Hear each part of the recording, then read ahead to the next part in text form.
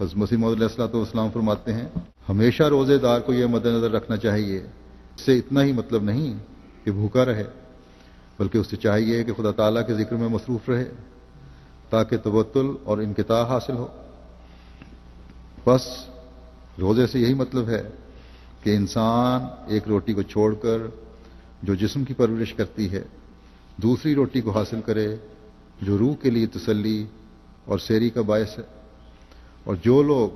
محض خدا کے لیے روزے رکھتے ہیں اور نرے رسم کے طور پر نہیں رکھتے، انہیں چاہیے کہ اللہ تعالیٰ کی حمد اور تسبیح اور تحلیل میں لگے رہیں، جس سے دوسری غذا انہیں مل جائے۔ بس یہ ہے روزے دار کا مقصد، جس سے اللہ کا قرب اور تقویٰ حاصل ہوتا ہے، اور ایسے بندے کو اللہ تعالیٰ پھر بڑھ کر اپنی آغوش میں لے لیتا ہے، اسے اپنی معرفت عطا فرماتا ہے، اپنے انعامات سے نوازتا ہے۔